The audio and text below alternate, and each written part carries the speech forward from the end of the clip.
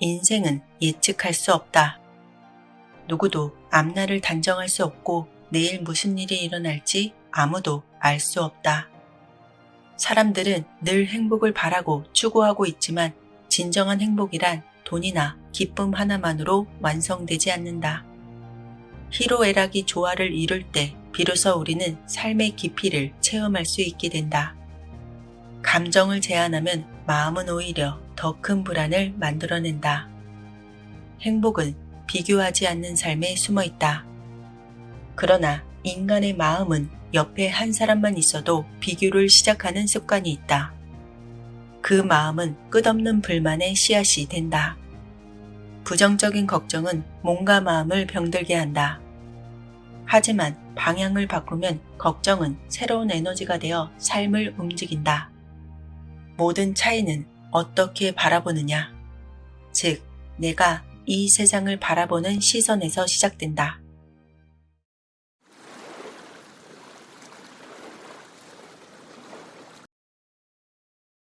세상을 판단하는 기준은 눈이 아니라 마음이다.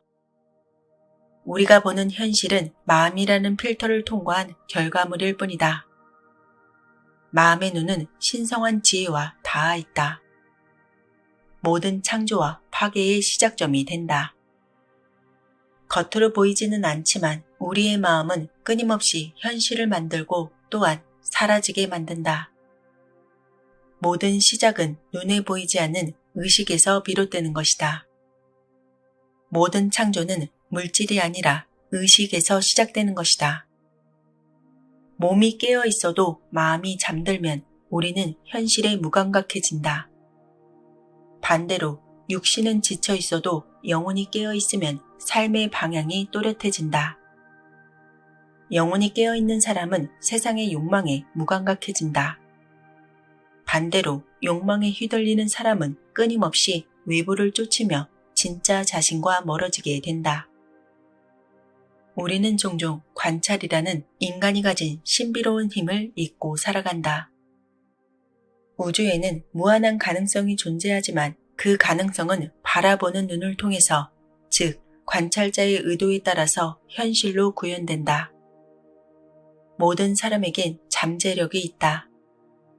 능력의 차이는 본질적으로 크지 않다. 대부분의 사람들은 지능이나 재능 면에서 비슷한 출발선에 있다. 하지만 아주 적은 수의 사람들만이 그 한계를 돌파한다. 그들은 선천적인 천재가 아니다. 아인슈타인의 뇌를 해부한 과학자들도 그가 특별한 뇌구조를 가졌다는 증거를 찾지 못했다. 능력의 차이는 오직 자기 정의에 달려있다. 나는 어떤 존재인가? 나는 어디까지 가능할까? 이러한 질문에 대한 스스로의 대답이 운명을 가르게 되는 것이다. 우리는 에너지이다. 우리는 끊임없이 진동하고 있다. 내가 몸에 갇힌 존재라고 믿는다면 그 한계를 벗어나기가 매우 어렵다. 그러나 내가 우주의 일부이며 무한한 에너지의 흐름 속에 존재한다고 인식하는 순간 가능성은 새롭게 열리기 시작한다. 보이지 않는 차원에서 형성된 에너지는 시간이 지나서 현실로 드러나게 되어 있다. 마음을 완전히 비우고 이 세상을 바라보면 그 안에 숨어있던 본질이 드러나게 된다. 수천 년 전 불교의 고승들은 생각을 멈추고 고요히 바라볼 때 눈에 보이지 않던 세계가 열리는 체험을 했다고 한다. 예수는 마음이 가난한 자는 복이 있나니 천국이 저희 것임이라 이렇게 말했다. 이 말은 마음을 비워야만 천국을 마주할 수 있다는 깊은 뜻을 품고 있다. 천국은 멀리 있는 장소가 아니다. 우리의 마음 안에, 그 고요한 내면에 존재한다. 생각을 내려놓고 마음을 가라앉히면 천국은 자연스럽게 그 모습을 드러낸다. 우리가 괴로운 이유는 마음속의 파도가 너무 많기 때문이다. 그 파도를 잔잔히 가라앉히는 것이 바로 삶의 평화를 찾는 방법이다.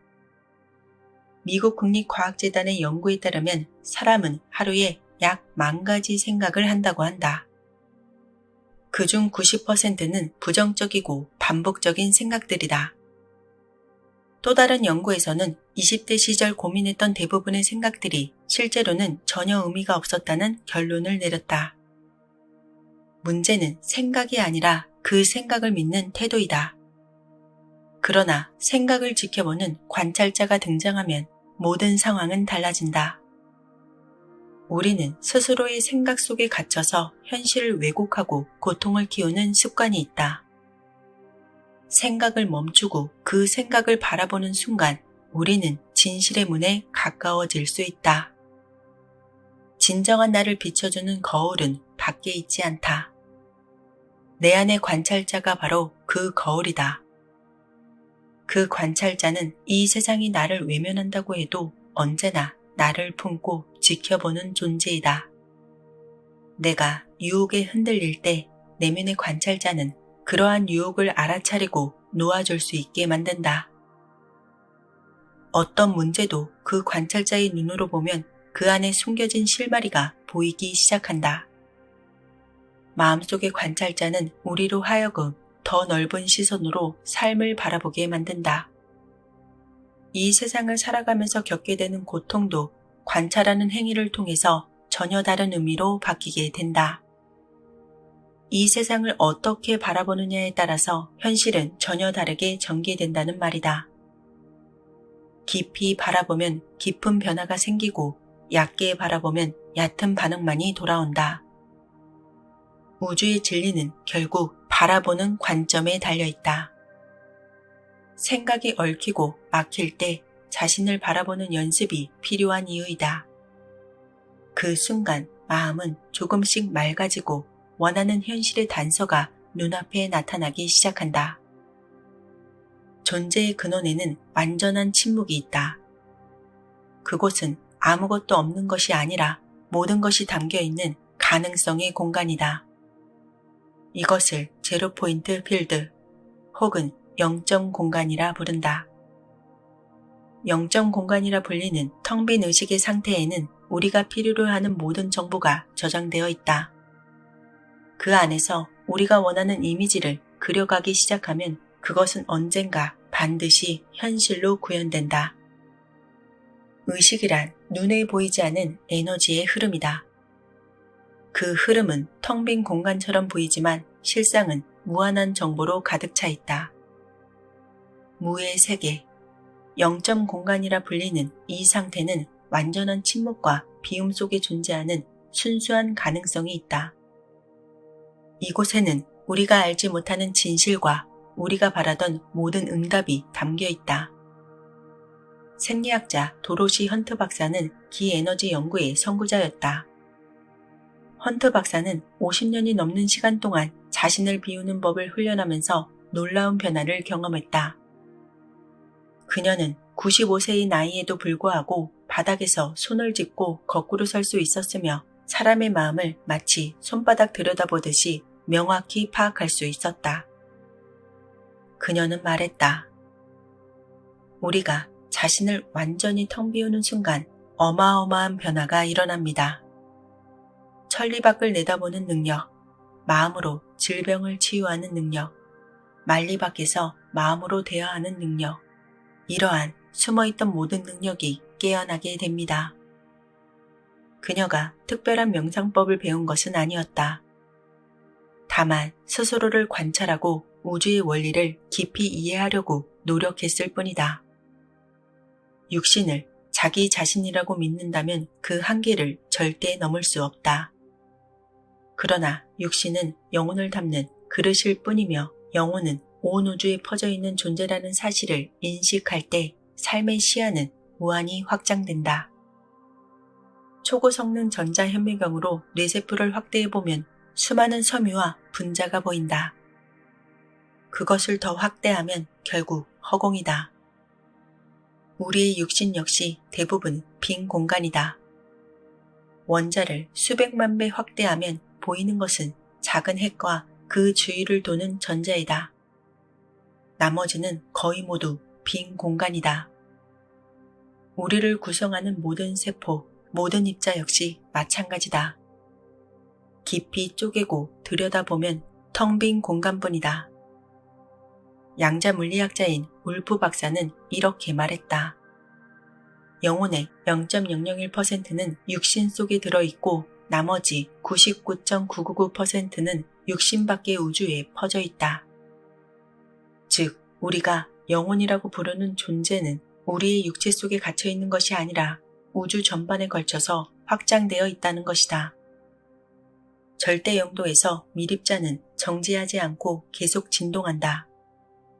빛도 사라지지 않는다. 우리가 밤하늘에서 보는 별빛은 수천 년 전에 출발한 것이다. 영혼의 진동도 그러하다. 절대 영도에 가까운 진공 상태를 만들어도 그 안에선 여전히 미립자들이 살아 움직인다. 우리의 육신은 소멸해도 우리의 의식은 흔적으로 남는다. 우리가 하늘을 올려다볼 때 보이는 별빛은 이미 오래전에 죽은 별이 남긴 흔적일 수 있다. 하지만 그 빛은 우리 눈에 보이며 여전히 살아있다. 이러한 빛을 구성하는 것도 미립자이다. 그리고 우리의 영혼 역시 이러한 미립자로 구성되어 있다. 영혼은 죽지 않는다. 육신은 사라져도 영혼은 우주에 남아 흔적을 남긴다. 불교에서는 이것을 업의 흐름이라 부르고 기독교에서는 심판의 기록이라 한다. 모든 행위는 우주의 기억 속에 저장된다. 오늘의 생각, 말, 행동이 미래를 구성하는 씨앗이 되는 것이다. 우리는 자신이 만든 업의 장 안에서 살아가고 있다. 하지만 자각을 통해서 언제든 그 흐름을 바꿀 수 있다. 따라서 지금 어떤 진동을 품고 있는지가 가장 중요하다. 모든 것은 에너지이며 언제나 다시 나에게 되돌아온다. 우주는 정확하게 반응한다. 그 어떤 위선도 통하지 않는다. 에픽테토스는 말했다. 사람을 괴롭히는 것은 그 사건이 아니다. 그 사건에 대한 자신의 해석이다. 해석이 바뀌면 진동이 바뀌고 진동이 바뀌면 현실이 달라진다. 그러므로 좋은 말을 하라. 항상 좋은 생각을 하라. 그리고 그 생각에 맞는 좋은 행동을 하라. 그 모든 것이 결국 나에게 되돌아온다. 우리는 모두 우주와 연결되어 있다. 보이지 않지만 분리된 존재가 아니다. 내가 무심코 품은 생각, 내가 혼잣말처럼 내뱉는 말, 그 모든 것이 우주의 흐름 속에 전달된다. 누군가와 단 한 번의 인연이라도 맺었었다면 그 사람과는 보이지 않는 정보 교류가 계속되게 된다. 우리는 서로가 서로에게 영향을 주며 살고 있다. 내가 어떤 생각을 품고 어떤 감정을 오래 간직하느냐에 따라서 그 진동은 나를 통해서 세상으로 퍼져나간다. 우주에는 이 모든 것을 기록하는 거대한 정보망이 존재한다. 이 정보망은 인간이 숨기려 해도 감출 수 없는 내면의 진실까지 포착한다. 내가 했던 말, 내가 했던 행동, 내가 몰래 감췄던 감정까지도 결국엔 이 연결망을 통해서 모두 나에게 되돌아온다. 내가 뿌린 것은 결국엔 내가 거두게 되어 있다. 이것이 바로 인과의 법칙이다. 선한 마음은 선한 열매를 맺고 악한 마음은 고통으로 되돌아온다. 우주는 모든 것을 보고 있다. 영혼은 그 모든 것을 저장하고 있다. 세상의 어떤 칭찬보다 어떠한 성공보다 우리가 더 소중히 여겨야 할 것은 내면의 평화이다. 영혼의 파장이 맑아질수록 삶의 방향도 선명해진다.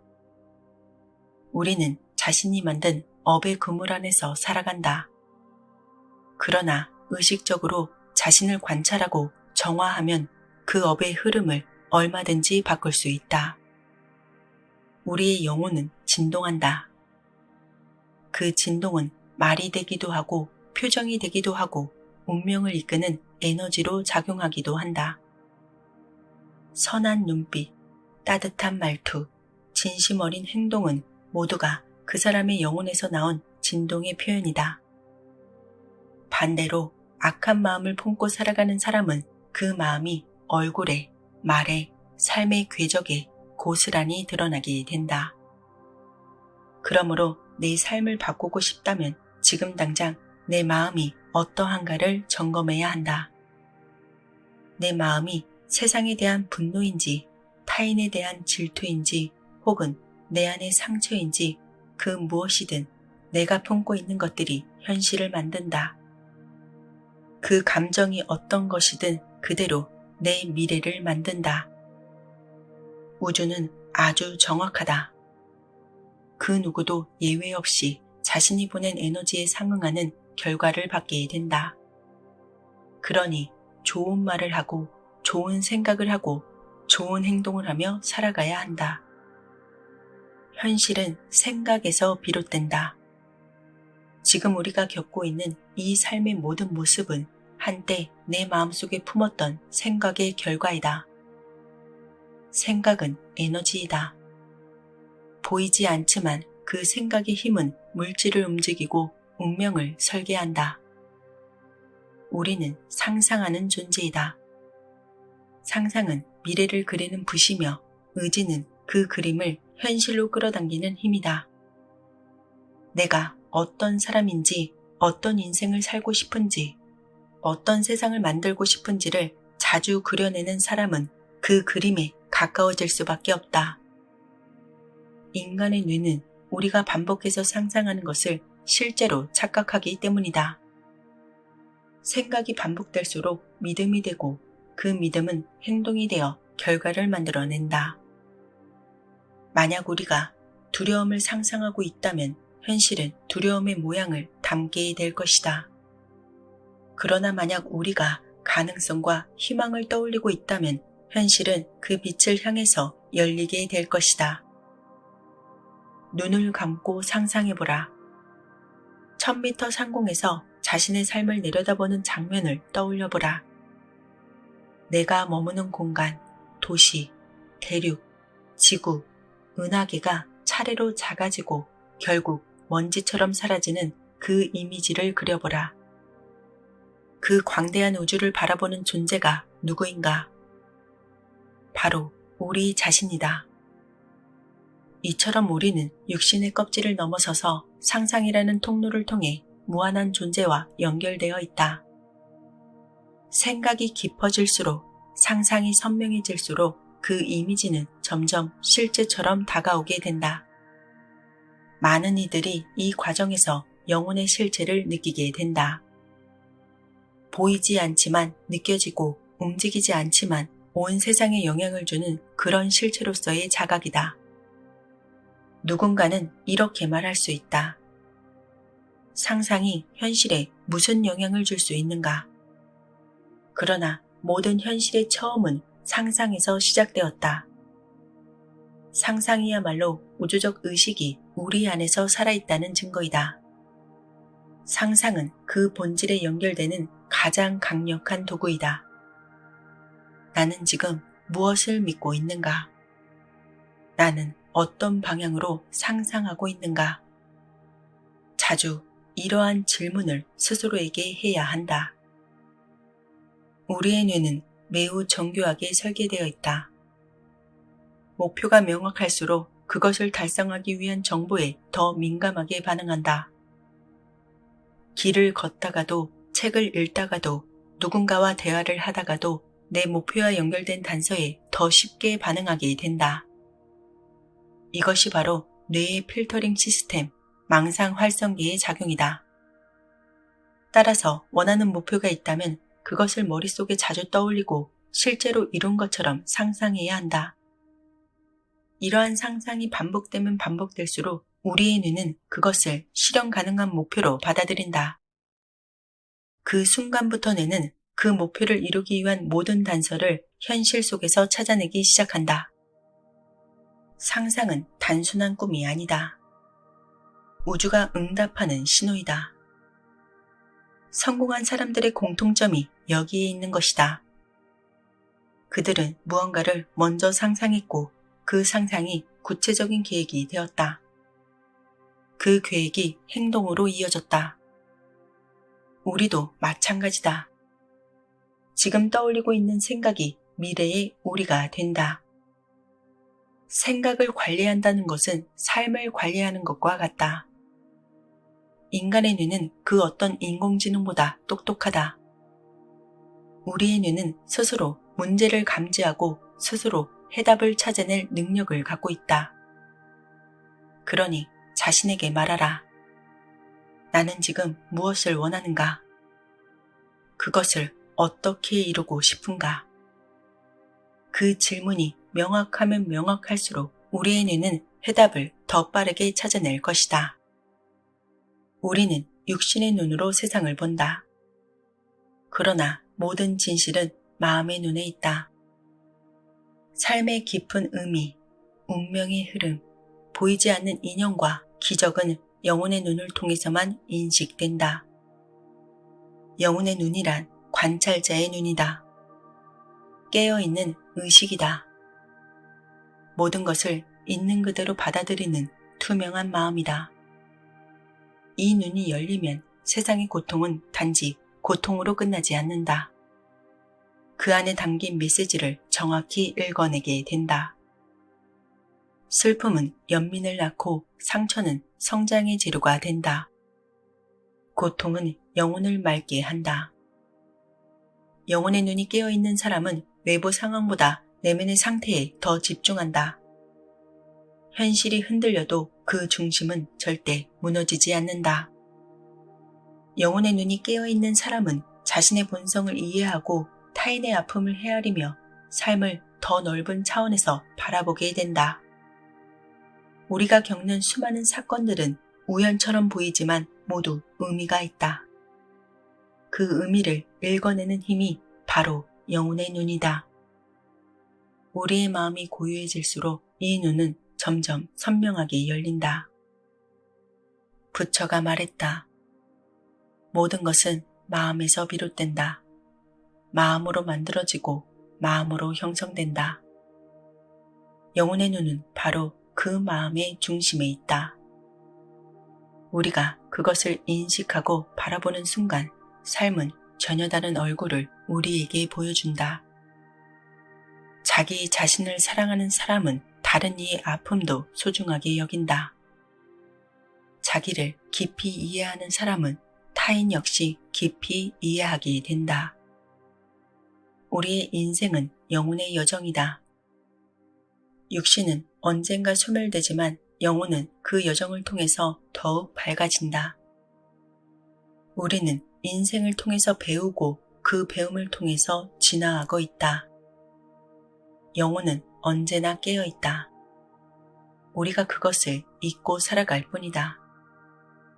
우리의 마음 속에는 고요하고 맑은 눈이 항상 존재하고 있다. 세상은 언제나 같은 듯 보이지만 마음이 바뀌면 모든 것이 달라진다. 영혼의 눈으로 바라보는 이 세상이 기적 그 자체이다. 지금 이 순간 의식의 초점을 바꾸는 것만으로도 삶 전체가 새롭게 태어난다. 우리는 지금 이 순간에도 현실을 창조하고 있다. 그 사실을 인식하는 것, 그것이 바로 진정한 깨어남이다. 눈을 떠라. 그 눈을 떠라. 진짜 영혼의 눈을 떠라. 그리고 이 세상을 다시 보라.